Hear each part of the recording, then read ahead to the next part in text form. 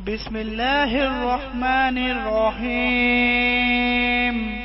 شروع اللہ کا نام لے کر جو بڑا مہربان نہایت رحم والا ہے۔ السلام علیکم and welcome back to my channel Irfan Islamic TV. تو پیارے دوستو، آج ہم اس ویڈیو میں آپ کو بتائیں گے کہ نماز پڑھنے سے وہ کون سے 10 فائدے ہیں جو ہمیں حاصل ہوتے ہیں، جو ہمیں دنیا اور آخرت میں فائدہ دیں گے، اور ساتھ ہی ساتھ ہم آپ کو صحیح بخاری کی 10 بہت ہی خوبصورت حدیثوں کا بتائیں گے۔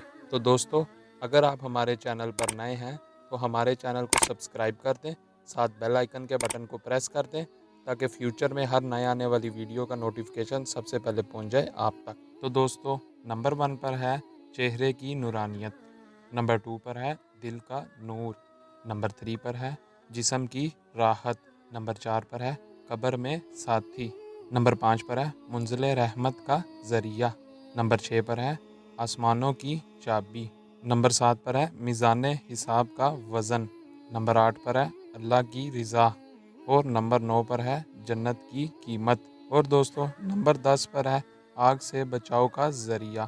تو دوستو، نماز کو مت کہیں مجھے کام کرنا ہے، بلکہ کام کو کہیں مجھے نماز پڑھنی ہے۔ تو دوستو، یہ تھے نماز کے 10 فوائد۔ حدیث پاک نمبر 1 پر ہے لذتوں کو ختم کرنے والے موت کو کثرت سے یاد کیا کریں، صحیح بخاری۔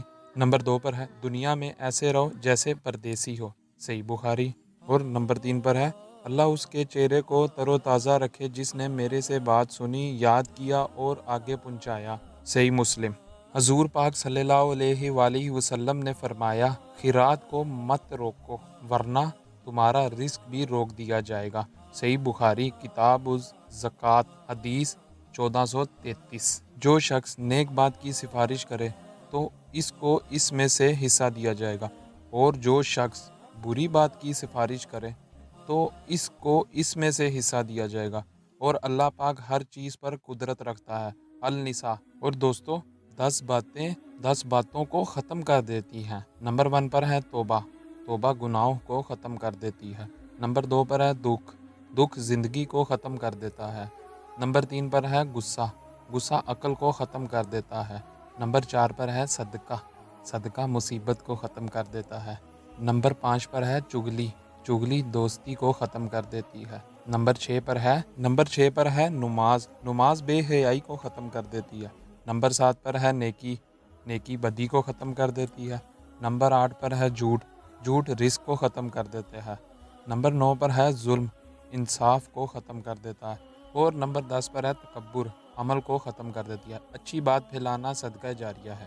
دعا مانگتے رہو، ممکن اور ناممکن تو صرف ہماری سوچ میں ہے، اللہ کے لیے تو کچھ بھی ناممکن نہیں۔ حضرت عمر رضی اللہ تعالیٰ عنہ سے روایت۔ آپ صلی اللہ علیہ وآلہ وسلم کے پیارے بیٹے کی وفات پر آپ صلی اللہ علیہ وآلہ وسلم بہت غمگین تھے۔ حضرت بی بی عائشہ رضی اللہ تعالیٰ عنہ نے آپ صلی اللہ علیہ وآلہ وسلم سے عرض کیا کہ اللہ نے نبیوں کو یہ درجہ عطا کیا ہے کہ وہ اپنی زندگی میں کوئی ایک دعا مانگ سکتے ہیں جو فوراً قبول کی جائے گی، تو آپ صلی اللہ علیہ وسلم نے اپنے بیٹے کی دوبارہ زندگی کی دعا کیوں نہیں مانگ لیتے؟ اللہ قبول کرنے والے ہیں۔ آپ صلی اللہ علیہ وآلہ وسلم نے فرمایا کہ وہ دعا میں نے آخرت میں اپنی امت کے لیے سنبھال کر رکھی ہوئی ہے۔